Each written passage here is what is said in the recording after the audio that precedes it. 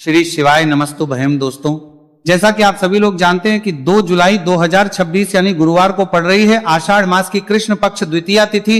और दोस्तों, यह वह तिथि है जो आषाढ़ मास में पड़ने वाली सबसे बड़ी तिथि है, क्योंकि यह गुरुवार के दिन पड़ रही है और इसका बहुत ही बड़ा और विशेष महत्व होता है। पूज्य गुरु जी ने कहा है कि अगर कभी भी मौका लग जाए और आषाढ़ मास की द्वितीय तिथि गुरुवार को पड़ जाए तो आप लोगों को 7 चने की दाल वाला उपाय तो अवश्य ही करना चाहिए। इन दोनों का संयोग बहुत कम आता है और इसी के साथ में गुरु जी ने अपनी शिव पुराण कथा में बताया है कि इस दिन आपको 7 चने की दाल वाला उपाय तो आपको अवश्य ही करना चाहिए, क्योंकि ऐसा दिन पूरे साल में सिर्फ एक ही बार आता है। और दोस्तों, आप सभी लोग जानते हो कि गुरुवार द्वितीय तिथि का अगर सबसे बड़ा कोई उपाय है तो 7 चने की दाल वाला उपाय है। तो दोस्तों, इस गुरुवार द्वितीय तिथि के दिन आप लोगों को इस 7 चने की दाल वाला उपाय को जरूर करना है। बहुत सारे लोग होंगे जिन लोगों ने इस उपाय को ना किया हो, मतलब पूरा साल निकल गया, उन्होंने किसी भी दिन इस 7 चने की दाल वाला उपाय को ना किया हो। पर दोस्तों, आपके पास एक आखिरी मौका बचा हुआ है, जो कि 2 जुलाई गुरुवार द्वितीय तिथि के दिन है। तो इस दिन आप लोगों को इस वाले उपाय को जरूर कर लेना है, भले ही आपने मास भर इस उपाय को ना किया हो। पर अगर आपने इस आषाढ़ मास के गुरुवार द्वितीय तिथि के दिन अगर इस वाले उपाय को कर लिया तो आपको इस उपाय को करने का वह फल मिलेगा जिसकी आपने कभी कल्पना भी नहीं करी होगी। इसीलिए आप लोग इस वाले उपाय को एक बार जरूर कर लेना है, ताकि आप लोगों के हाथ से यह मौका ना जा सके और आपको इस उपाय को करने का फल मिल सके। दोस्तों, यह उपाय पंडित जी ने अपनी अभी की ही श्री शिव पुराण की कथा में बताया है, जिस उपाय को आज हम आपको बहुत अच्छे से समझाने वाले हैं। इस वीडियो को देखने के बाद इस उपाय को समझने के लिए आपको कोई और वीडियो को देखने की जरूरत नहीं पड़ेगी। तो चलिए दोस्तों, उपाय को शुरू करते हैं। देखिए, ये इस आषाढ़ मास के गुरुवार द्वितीय तिथि के दिन ये इतना खास होता है, इतना महत्वपूर्ण होता है। देखा गया है कभी कभी बड़े बड़े पूजा पाठ अनुष्ठान से जो मनोकामना नहीं होते, वो आषाढ़ मास के गुरुवार द्वितीय तिथि के दिन एक छोटे से उपाय करने से ही आपकी मनोकामना पूर्ण हो जाती है। और बहुत सारे लोगों ने इस उपाय को किया भी है और उनको इस उपाय को करने का फल भी जरूर मिला है। अगर आप लोग भी इस उपाय को करना चाहते हैं तो आप इस उपाय को पहले अच्छे से समझ लेना, सुन लेना, उसके बाद करना। आपको इस उपाय का फल जरूर मिलेगा। और इस उपाय को कर लेने से आपके घर में चाहे किसी भी प्रकार और समस्या क्यों ना चल रही हो, आपको उसका कारण भी नहीं पता है कि भाई ये समस्या किस कारण से चल रही है, उसका कुछ भी कारण हो सकता है, जैसे पितृ दोष हो सकता है या किसी भी तरह का मंगल दोष भी हो सकता है। तो इस दिन आप लोगों को यह वाला उपाय कर लेना है। यह एक ऐसा उपाय है जिस उपाय को अगर किसी विशेष दिन पर किया जाए तो भाई उस विशेष दिन का जो है वह तो हमें मिलता ही मिलता है, पर हमने उस दिन पर इस उपाय को है तो हमें उससे भी बड़ा फल मिलता है, और फल बहुत जल्दी मिलता है, क्योंकि आप इस उपाय को बहुत ही बड़े और विशेष दिन पर कर रहे हो। तो चलिए अब उपाय के बारे में बात करते हैं, लेकिन उससे पहले आप लोगों को यह जानना आवश्यक है कि आखिर ये उपाय किस समय करना है, किसको करना है और कैसे करना है। तो चलिए हम आगे आपको वीडियो में एक एक करके बता देते हैं। लेकिन उससे पहले अगर आप लोग हमारे चैनल पर पहली बार आए हैं या फिर मेरी आवाज आज पहली बार सुन रहे हैं तो हमारे चैनल को सब्सक्राइब जरूर कर लेना और इस वीडियो को लाइक करके कॉमेंट बॉक्स में श्री शिवाय नमस्तुभयम ओम नमः शिवाय जरूर टाइप कर देना। तो दोस्तों, इस 7 चने की दाल वाला उपाय को हमें इस गुरुवार द्वितीय तिथि के दिन कैसे करना है, किसको करना है, किस समय करना है और कहां पर करना है, ये सारे सवालों के जवाब आपको इस वीडियो में मिल जाएंगे। और जो ये देखेगा भाई उसको 7 चने की दाल वाला उपाय जरूर करना चाहिए, क्योंकि इस दिन एक चने की दाल का भी बहुत ही बड़ा और विशेष महत्व होता है। और जब बात आज की जवाब आपको बड़ा उपाय जरूर करना चाहिए, चाहे 7 चने की दाल वाला उपाय की, तो यह सोने पर सुहागा वाली बात हो जाती है और ये एक बहुत ही बड़ा उपाय हो जाता है इस गुरुवार द्वितीय तिथि का। तो दोस्तों, इस 7 चने की दाल वाला उपाय को आखिर करना किसको है, सबसे पहले हम लोग वो बात जान लेते हैं। तो देखो, घर की जो बड़ी माता होती है, उन माताओं बहनों में से कोई भी एक बड़ी माता बहन इस वाले उपाय को कर सकती है। और दोस्तों, अगर आप चाहे तो अपने घर में से सभी सदस्यों को भी इस उपाय को करवा सकते हैं। अगर किसी व्यक्ति की खुद की कोई मनोकामना है, खुद की कोई दुख और परेशानी है जो कि वो अपने लिए ही करना चाहता है इस वाले उपाय को, तो वो खुद अपने लिए भी कर सकता है। बाकी अगर कोई घर में से ऐसा है जो कि अपने पूरे घर परिवार की सुख और शांति के लिए यह वाला उपाय करना चाहता है, तो भाई वो भी कर सकता है, उसमें भी कोई वाली बात नहीं है। कहने का मतलब यह है कि इस उपाय को हर एक सदस्य भी कर सकता है और पूरे घर परिवार के सदस्य के लिए घर की बड़ी माताओं बहनों में से कोई एक माता बहन भी कर सकती है। माताएं बहनें अगर घर में उपस्थित ना हो या वह यह वाला उपाय ना कर पा रही हो, तो फिर घर का कोई बड़ा सदस्य भी इस 7 चने की दाल वाला उपाय को कर सकता है, चाहे फिर वह पुरुष ही क्यों ना हो, उसमें कोई भी दिक्कत वाली बात नहीं है। अब दोस्तों जो अगला प्रश्न निकल कर आता है वो ये आता है इस उपाय को लेकर कि आखिर इस उपाय को हमें किस समय करना, सुबह के समय करना है कि शाम के समय करना है। तो देखो इस वाले उपाय को आप लोग सुबह के समय भी कर सकते हो और शाम के समय प्रदोष काल में भी कर सकते हो। अब अगर आप पूछो कि भाई सब सबसे उत्तम समय कौन सा रहेगा इस 7 चने की दाल वाला उपाय को करने का, तो हम आपसे बस यही कहेंगे कि इस उपाय को आप सुबह के समय करेंगे तो ज्यादा बेहतर होगा। बाकी अगर प्रदोष काल शाम के समय भी करेंगे तो भी अच्छा होगा, उसमें कोई भी दिक्कत वाली बात नहीं है। तो अब दोस्तों जो अगली सबसे बड़ी और महत्वपूर्ण बात आती है वो ये आती है कि सुबह अगर हम उपाय को करेंगे तो हमें कितने बजे से लेकर कितने बजे तक के बीच में करना है, और शाम के समय प्रदोष काल में करेंगे तो हमें कितने बजे से लेकर कितने बजे के बीच में करना है। तो देखो सुबह जितनी जल्दी हो सके आप उपाय को करने की कोशिश करना।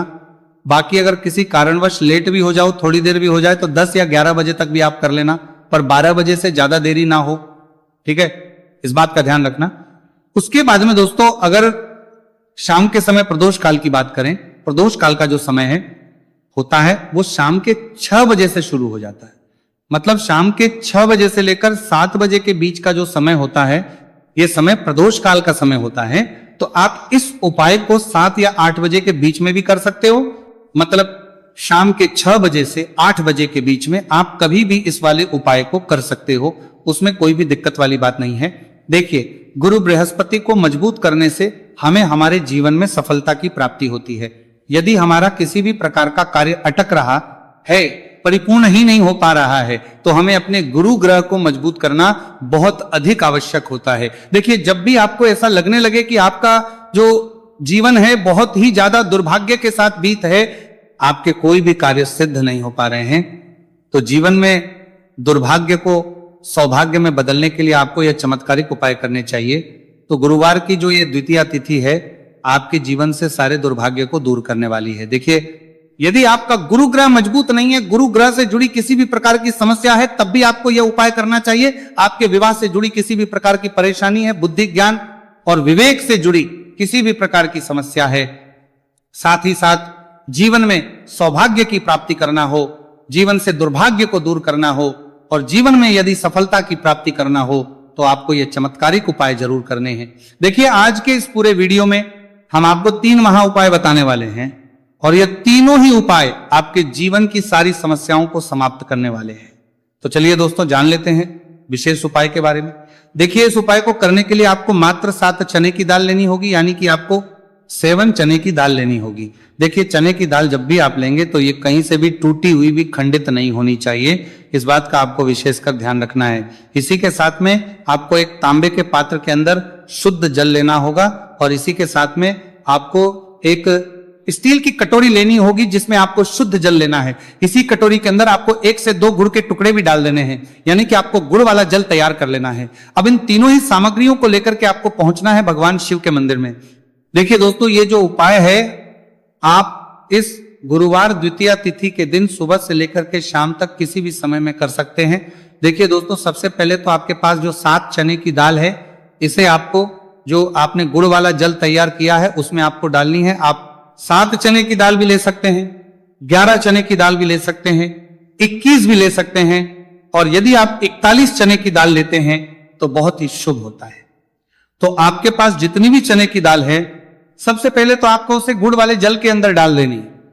अब देखिए दोस्तों आपके पास जो एक लोटा शुद्ध जल है, इसमें से थोड़ा सा जल सबसे पहले आपको भगवान शिव की शिवलिंग के सीधे तरफ जहां गणेश जी का स्थान होता है वहां पर आपको अर्पित करना है।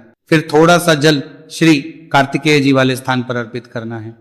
फिर आपको थोड़ा सा जल माता अशोक सुंदरी वाले सन पर अर्पित करना है। फिर आपको थोड़ा सा जल माता पार्वती के हस्त कमल यानी कि कटी वाले भाग पर अर्पित करना है। और अंत में आपको थोड़ा सा जल भगवान शिव के शिवलिंग पर भी अर्पित कर देना है और उस पात्र के अंदर आपको थोड़ा सा जल और शेष बचा लेना है। यानी कि 5 ही स्थान पर थोड़ा थोड़ा जल अर्पित करने के बाद अंत में शेष जल और उस पात्र के अंदर आपको बचा लेना है। अब आपको बृहस्पति ईश्वर महादेव का स्मरण करना है और आपके पास जो चने की दाल है इसे आपको अपने सीधे हाथ में रखनी है। देखिए गुरुवार का दिन है, इसीलिए आपको ओम नमो भगवते वासुदेवाय इस मंत्र का जाप भी करना है।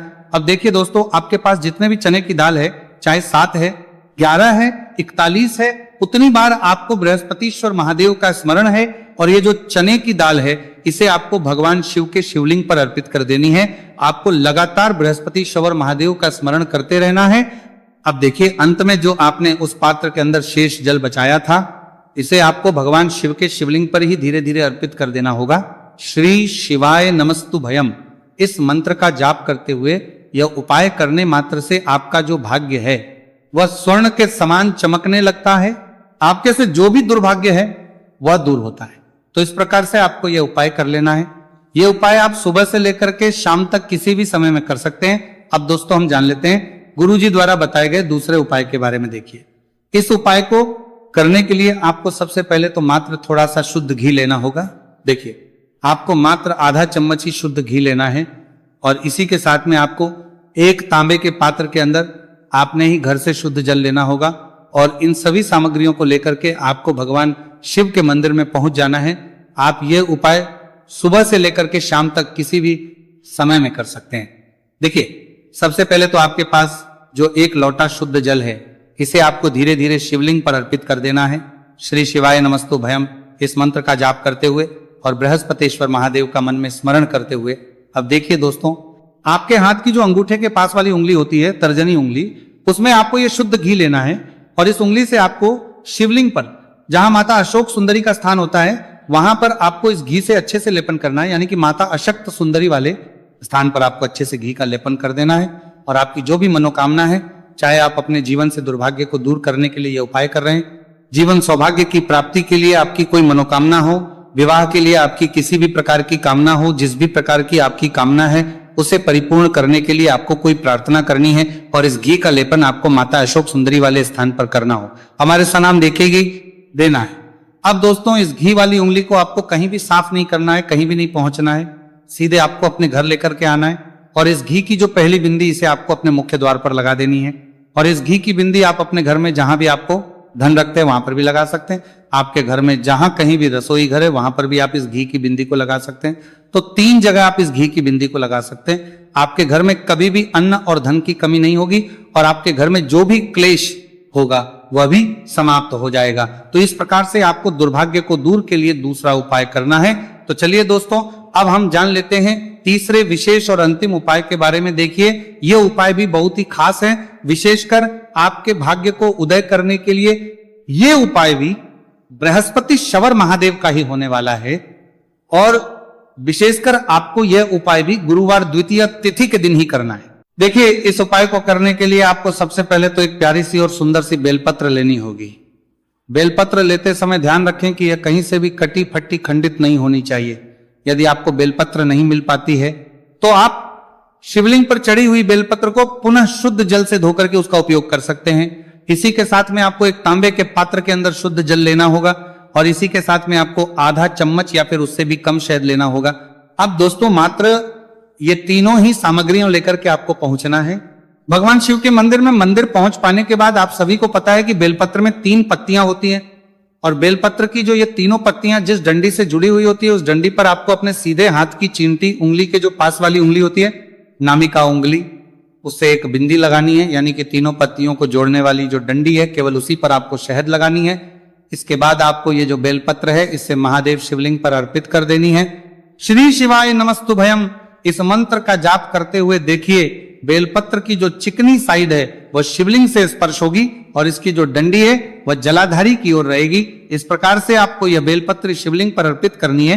अब दोस्तों, अंत में जो आपके पास एक लोटा शुद्ध जल है, इसे आपको धीरे धीरे शिवलिंग पर अर्पित करना है।